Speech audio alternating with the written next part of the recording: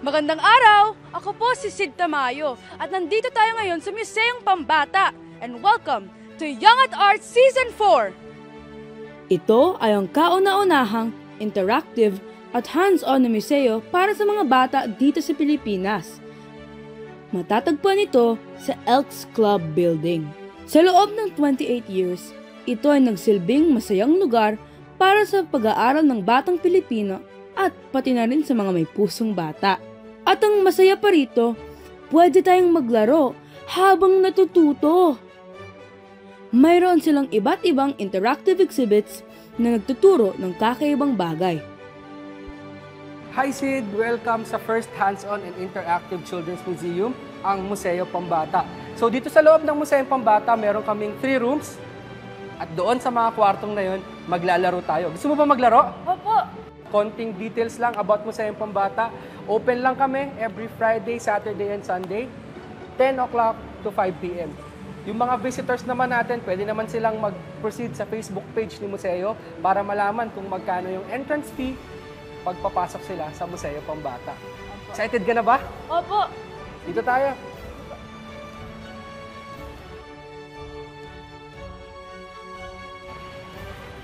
Okay, Sid, this is your first room, ang Old Manila Room o ang Pamayanan area.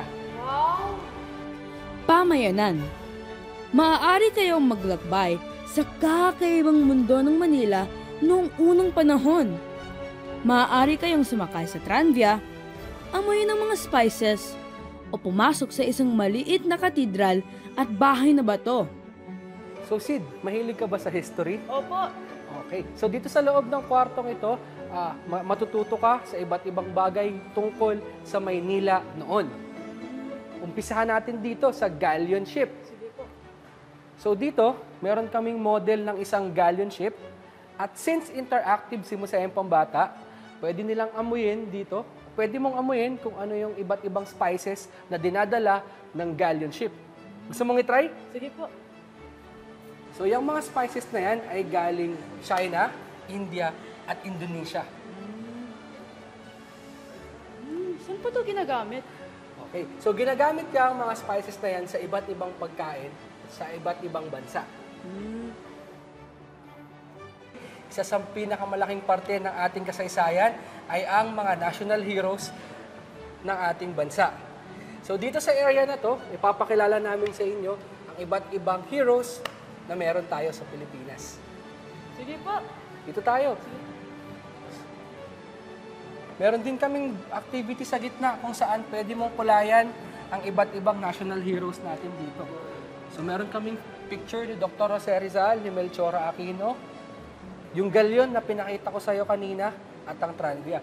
So pwede kang maupo at magkulay muna.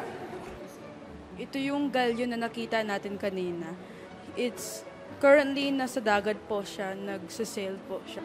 Perfecto para sa mga bata kasi na-express nila yung creativity nila habang pinag-aaralan nila ang mga bayani natin.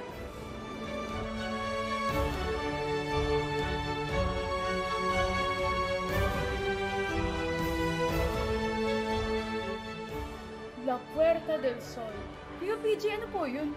Oh, in English, ang La Puerta del Sol ay entry to the sun. Pero ang La Puerta del Sol, yan ang kauna-unahang department store dito sa Maynila. So lahat ng mga trade na nangyayari dito at nagaling sa iba't ibang lugar, dito nangyayari sa La Puerta del Sol. Pwede po natin tignan? Pwede. Gusto mo bang makita kung ano-ano yung dinadala nila sa Pilipinas? Dito, pwede mo siyang makita. So ito pala yung department store ah. Tama, Sid. So dyan mo makikita kung ano yung dinadala ng iba't ibang bansa dito sa atin. So yan, makikita ka ng mga porcelain. Yan. So Kuya PJ, kung department store po ito, pwede ko ba po itong bilhin? Actually, noong unang panahon, ito yung mga binibenta, pwede naman siyang bilhin. Pero ngayon, dito muna siya nakastock sa Museo Pambata para makita rin ng iba't ibang kids kung ano yung mga ini-import noong unang panahon. Kung pwede pong bilhin, bibilhin ko po. Alam mo ba na nagkakaroon kami ng iba't ibang activities din for kids? So nagkakaroon din kami ng mga workshop para sa mga bata. Halimbawa, meron kami ditong display ng isang exhibit mula sa isang pottery teacher. Okay, so dito, pagpasok natin, makikita nyo ang isang art o pottery exhibit. Ganda. So itong mga exhibit na to, dito nila yan ginawa sa Museong Pambata. Pwede pa po ako sumali sa mga workshop? Nag-o-offer si Museong Pambata ng iba't ibang workshop. Pwede lang din kayo mag-subscribe sa Facebook namin para makita yung iba't ibang announcement sa mga workshop na ino-offer ni Museong Pambata. Wow! Ang dami namang pictures dito, Kuya PJ. Ano po ito? Okay, so ang mga pictures na ito ay ang iba't ibang struktura dito sa Maynila.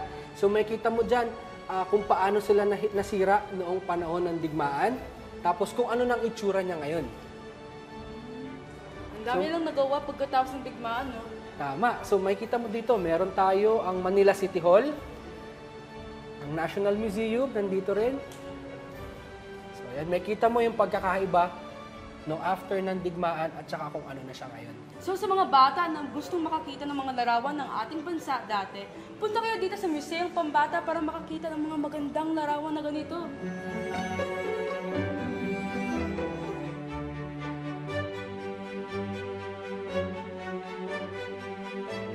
Wow! Ganito ba talaga yung mga bahay dati? Oo, Sid. So ito ang isang sample ng isang bahay na bato. So kung tatandaan mo, kilala mo si Dr. Jose Rizal, ganito yung itsura o yung sample ng kanyang bahay. So bahay na bato ang tawag doon. Ganda naman. So dito sa kwartong ito, ipapa-experience natin sa mga kids na mag-time travel ng konti at i-experience kung ano ang buhay noon. Gusto ko rin na-experience yun. Okay. So pakita ko sa iyo ang iba't ibang lumang bagay sa loob ng kwartong ito.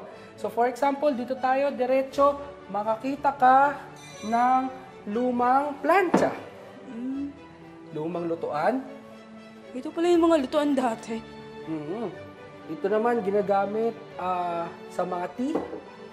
So lahat naman ng nandito pwedeng hawakan, pwede ring paglaruan ng mga kids. Pwede kang maupo. Pwede ba akong kumain dito? Pwede. Meron ako dito, bibing ka oh. Sira, yung ipin ko. So Sid, dito sa loob ng kwarto, dito kunwari nagbabahay-bahayan yung mga bata. So para lang ma-feel nila kung paano mamuhay noong unang panahon. Bukod sa iba't ibang struktura sa Maynila, meron din tayong mga simbahan. So dito sa Museong Pambata, meron kaming sample ng Binondo Church. Pwedeng maglaro yung mga bata dito. Actually, pwede kang pumasok doon sa pinto. Really? Gusto mo subukan? Sige, Tara, papasok tara. tayo.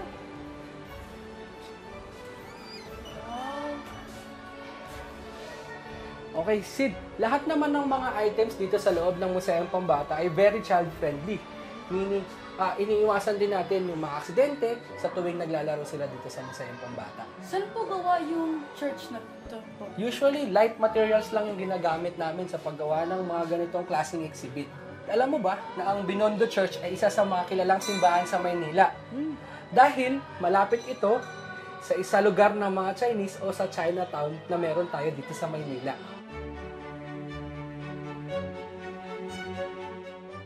Ganda. Paano yung nagawa po ito? Yung may harapan po ng church, yung altar po. Since ang Museong Pambata naman ay malapit lang sa iba't ibang struktura sa Maynila, ginaya lang namin kung ano yung itsura ng Binondo Church noon.